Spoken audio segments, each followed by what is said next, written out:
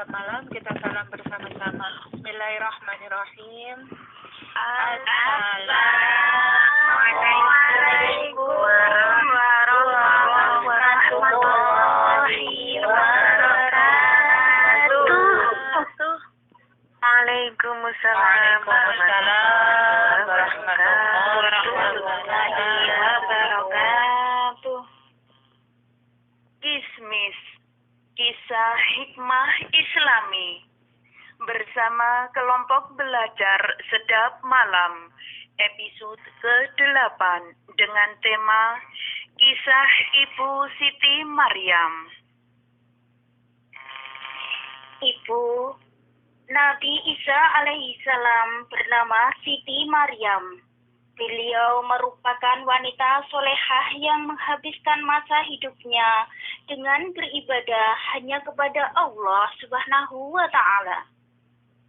Dalam kesehariannya, Siti Maryam senantiasa berdoa, berzikir, berpuasa, dan bermunajat kepada Allah Subhanahu wa Ta'ala.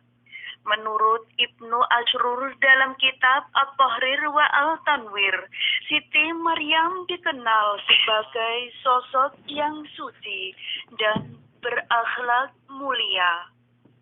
Diriwayatkan dalam beberapa kisah, saat mengandung Nabi Isa alaihissalam, Siti Maryam masih berusia 13 tahun. Saat itu, ia diamanahkan oleh Allah Subhanahu wa Ta'ala melalui perantara malaikat Jibril. Siti Maryam dipercaya untuk mengandung Nabi Isa alaihissalam melalui rahimnya yang masih suci. Siti Maryam merupakan wanita suci yang taat pada agama.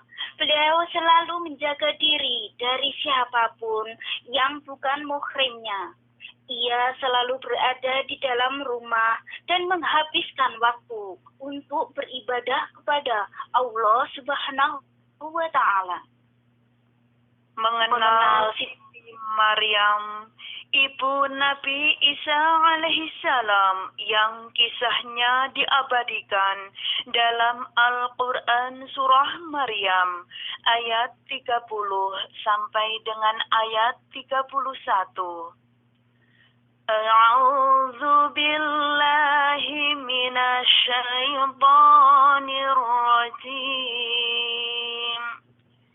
Bismillahirrahmanirrahim.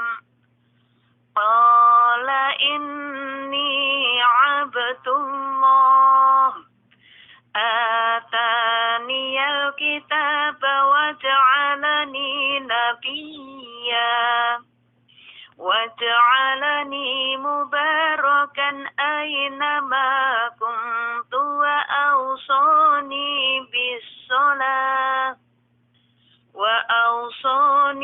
bis-salati waz-zakati ma dumtu hayya.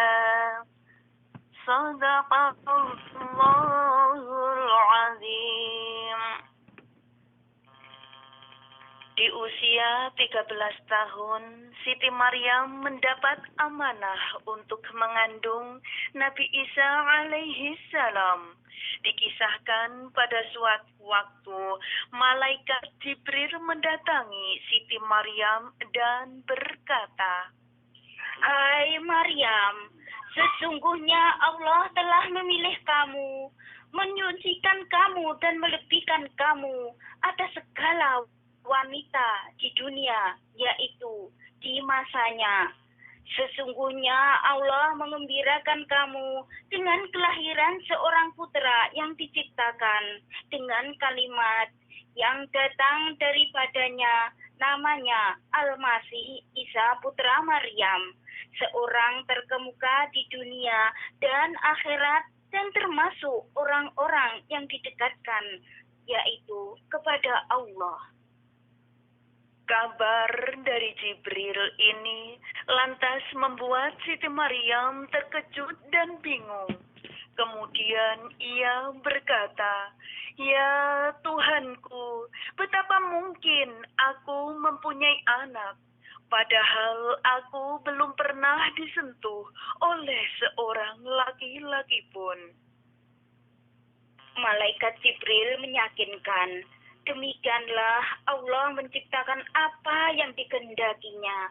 Apabila Allah berkehendak menetapkan sesuatu, maka Allah hanya cukup berkata kepadanya, kun fayakun, jadilah, lalu jadilah ia.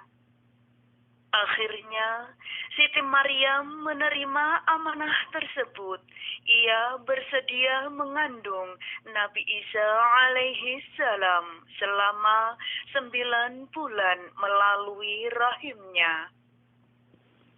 Selama mengandung, Siti Maryam kerap mendapat hinaan dan fitnah dari kaum kafir. Banyak yang meragukan kesucian Siti Maryam dan menuduhnya telah berzina.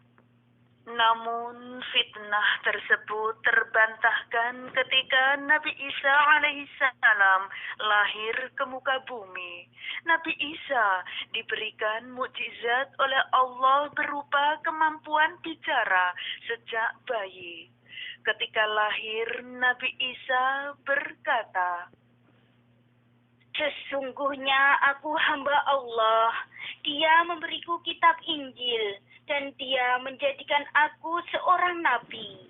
Dan dia, yaitu Allah, menjadikan aku seorang yang diberkahi di mana saja aku berada. Dan dia memerintahkan kepadaku melaksanakan sholat dan menunaikan zakat selama aku hidup. Quran Surah Maryam ayat 30 sampai dengan ayat 31. Kesucian Siti Maryam begitu dijaga oleh Allah Subhanahu wa Ta'ala. Ia menjadi perempuan yang Allah pilih untuk menjejakkan kakinya di muka bumi dan menjadi penebar kebaikan serta suri tauladan bagi umat manusia. Hidup bukanlah bagaimana menjadi yang terbaik, tetapi bagaimana kita banyak berbuat baik. Subhanallah, semoga bermanfaat.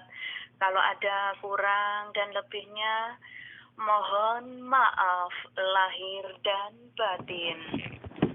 Sama-sama, Bu. Wa akhiran. Wassalam.